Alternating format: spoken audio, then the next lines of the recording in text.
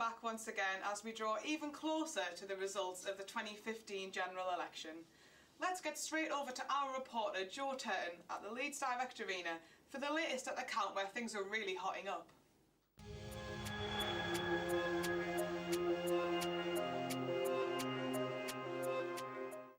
OK, so I'm here with Simon Wilson, the Conservative candidate standing for Leeds North East. Simon, how are you feeling now? It's been a long, tiring but very enjoyable campaign, and really it's up to the public now how they voted, what the outcome will be. But yeah, I've really enjoyed it. I'm looking forward to the result. We think we've got a good chance of winning this seat for the first time in 17 years. A good chance. It does seem, especially with the exit polls as they are, which see Conservative edging it, yeah, some would say. Yeah. How does that make you feel? I think it's fantastic. It's a real vindication of what we've been trying to do for the last 5 years, getting the economy back on track, cutting the deficit, creating jobs, apprenticeships, better schools, cutting crime, helping pensioners, really getting the country back on its feet. So if the voters have said yes, you've done a good job and here's another 5 years, I think that's a fantastic vindication of what the government's been trying to do for the last 5 years.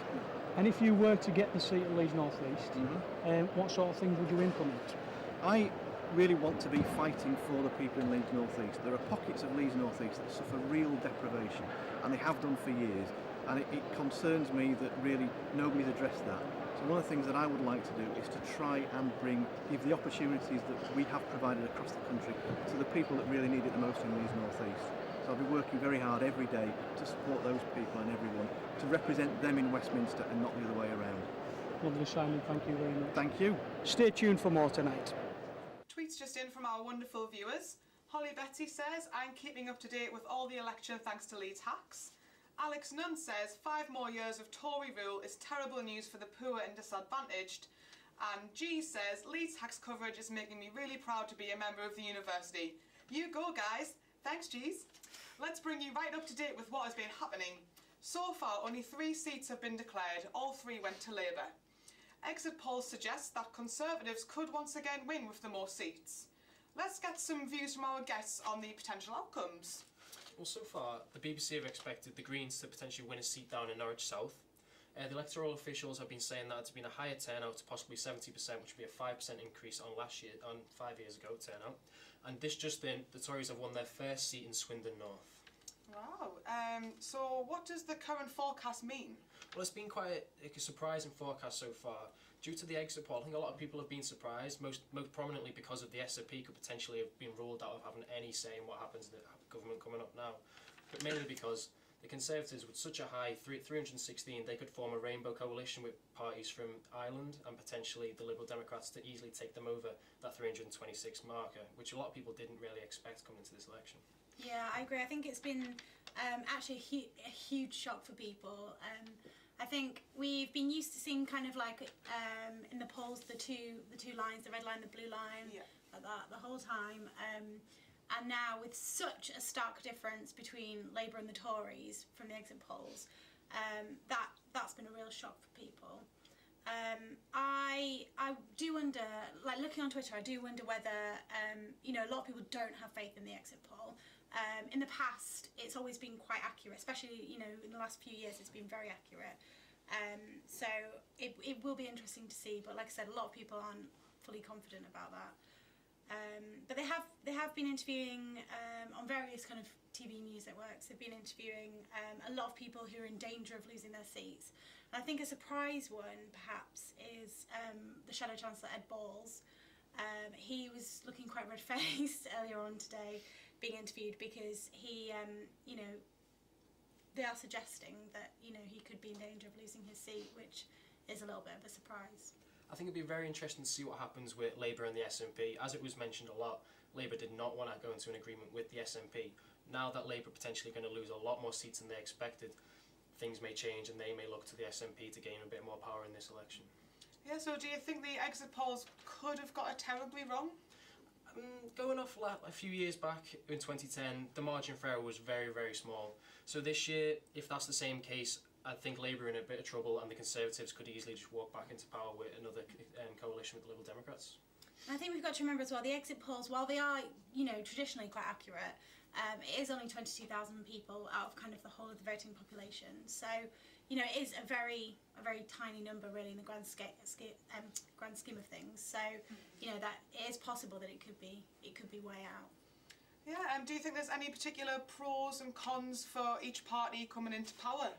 Well, obviously the Tories are putting more money back into the NHS, but obviously that is going to mean cuts to other places which they have not outlined yet. So that could be in with benefits or welfare. So as with Labour as well, they are looking to put more money back into the economy, but that will mean more borrowing, which is not very popular with a lot of people considering the economic downturn of 2008. Yeah, I think I would agree with you, and I think the interesting thing we saw when the manifestos came out was a kind of weird role reversal between the Tories and Labour. Labour, you know, are used to kind of making promises that people don't always feel that they might be able to keep. But this time around, they did a fully costed manifesto. They put the economy on the front, you know, first few pages of their manifesto, and led on that, and led on kind of fiscal responsibility, which is, you know, not typical for them. More of a kind of typical Tory kind of thing. Meanwhile, the Tories have been pledging £8 billion, sorry, for the NHS, which they haven't costed and haven't said where the money will come from. And I don't think Labour's quite been bold enough to say, you know, this isn't going to happen, you know, they're not going to be able to do that. But, you know, a lot of questions have been raised as to where that money might come from, so, yeah. I think it'll be very interesting to see what policies the other coalition parties will be allowed to implement once they go into a coalition with the Conservatives and what outcomes that may bring. Yeah, cool. Well, now we have another hustings video where our reporter Nassr Adris this time found out more about the much talked about election campaign immigration. The Green Party has the highest proportion of women standing for MPs in the country. I ran a business for 20 years in graphic design and in Apple Mac systems. Then we came along and were being restricted again. I grew up in Jamaica. I was a bit of a nerd and I liked reading the papers and current affairs and things.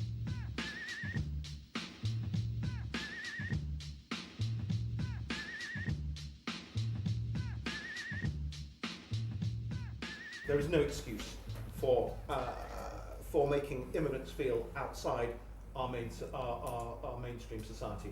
My father suffered from that problem. I read his diaries from the 1930s. He really felt like an alien, and he wasn't black. You know, he didn't look that different, and yet he felt like an outsider because his English wasn't his first language.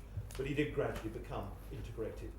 We need to be far, far, far more open-hearted to people who come from outside and embrace them, bring them into our society. I think we have a very, very good way of doing that in the city of Leeds. As for yourself, sir, I believe that by focusing on community, which is where we want to be, you as part of that community should be included and would be included. And I would fight hand over anybody else to make sure that you were part of it. I hold you all Nigel accountable. That was my question. The one thing Nigel wants to see is the cohesion of community. I mean, and that is where, all right, sometimes it maybe does come across as a bit anti-ethnic, but in actual fact, Just a little bit.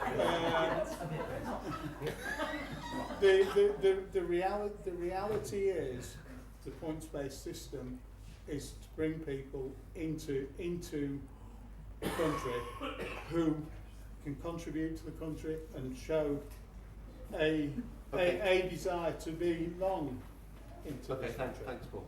Okay, so Nigel Farage is not making communities cohesive by blaming absolutely everything on immigration. Exactly. I think that's all we have to say on that one.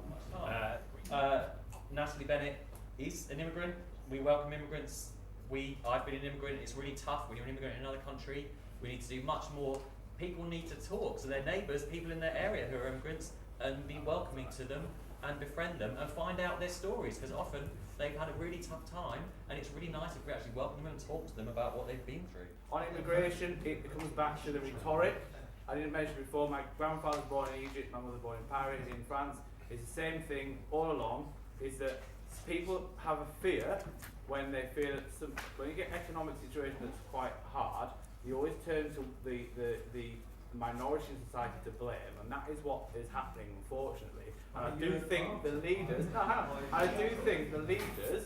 have a stronger role in coming out to say that, you know, when UKIP say that the NHS is under pressure because of immigrants, well, actually the NHS is staffed by immigrants doing a fantastic job in it. Immigration, how do you feel? Well, immigration, it's tolerance, treating others as human beings.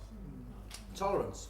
Well, yeah, you need to challenge it wherever possible. No, you need to challenge your parties. What I'm saying is, what you say locally here is different to what, you know, you all leaders. Well, I would argue that actually you're wrong with the Liberal Democrats. The Liberal Democrats actually are a very liberal party, and we've always stood up for taking minority interests forward, and that issue of tolerance and individual rights, but also responsibilities on us as neighbours has always been part of our core values.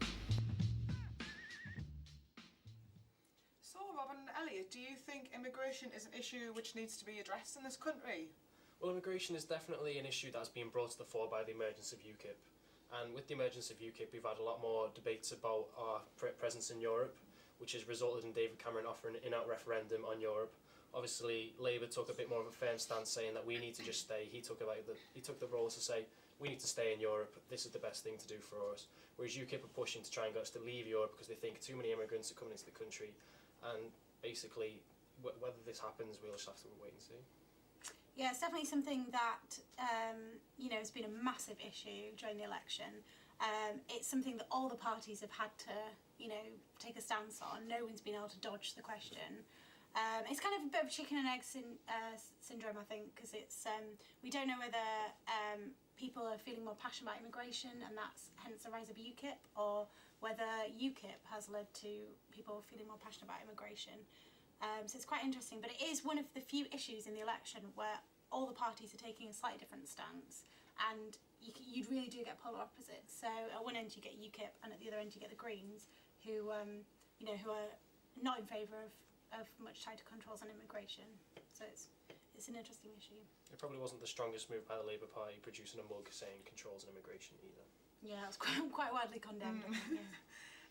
Recently, journalist Mehdi Hassan posted a social media video claiming that immigration is more of a myth than a problem.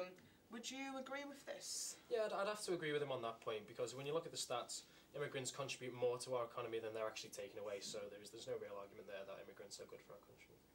And I think people, when you know, people get very emotional about the issue, but like looking at what UKIP actually plan to do for immigration, it sounds kind of positive, a points-based system. So people like doctors, nurses, engineers, you know, will be granted immigration more easily than people who are unskilled workers. But that kind of does beg the question, and it is something I've heard people talk about, is if you know, we've got our graduates coming out of uni with various degrees at the moment, if people are kind of given favourable immigration from other countries, it's going to be a bit tougher for our graduates to get those jobs, that, you know, the engineering jobs that are, you know, the best jobs. And one thing that nobody wants to see is, you know, graduates being forced into kind of very low paid jobs that currently a lot of immigrants do, whether that's, you know, whether people feel that's a good thing or not. You know, that is the situation in the UK. You know, a lot of our kind of lowest paid jobs, a lot of the kind of long hours and, you know, difficult hours are being done by immigrants, and that's something that, you know, people born in the UK would have to take on a little bit more. So whether that's something people want is an interesting thing. Yeah, definitely. So now we're joined by one of our very own Leeds hacks, Conor Crozier. Conor wrote a piece for our website. You were due to be a first-time voter in this election, but decided you wanted to make a conscious decision not to exercise your vote. Is this what happened in the end? Well, yeah, I was going to spoil my ballot, but I did end up voting today, actually. So would you mind telling us who you voted for? Yeah, I voted for Greens in the end. And any reasons why? A couple reasons. When I was writing the article, I kind of realised that spoiling my ballot, I kind of, you know, like, it wouldn't make any difference. Like, no one's gonna, like, care that I spoiled my ballot, even though, like, someone would read it. But I kind of wanted to spoil my ballot because I want, like, real change. And although none of the parties are offering that real change to me, I think Greens maybe in the future could be that party. and maybe with more support along the way, they can like be that party. And here, I don't think that it's a waste of a vote because it's such a strong Labour seat. So hopefully that bit more support for the Greens, maybe in the future they could be a party of real change. Yeah, definitely. How do you feel about the exit polls which are currently showing that the Conservatives could take the lead? I kind of don't believe that exit poll, just because I've seen the YouGov one as well that shows it's a bit more even, which is what, like, the build up to now has been very even, so I kind of believe that one a bit more. I don't think the Tories will get that higher majority. Oh, that's great. Thank you very much for joining us, Conor. Sure. That is it from us once again, but be sure to tune in at 2 AM. The results are not too far away now, and please tweet us at Leeds Hacks.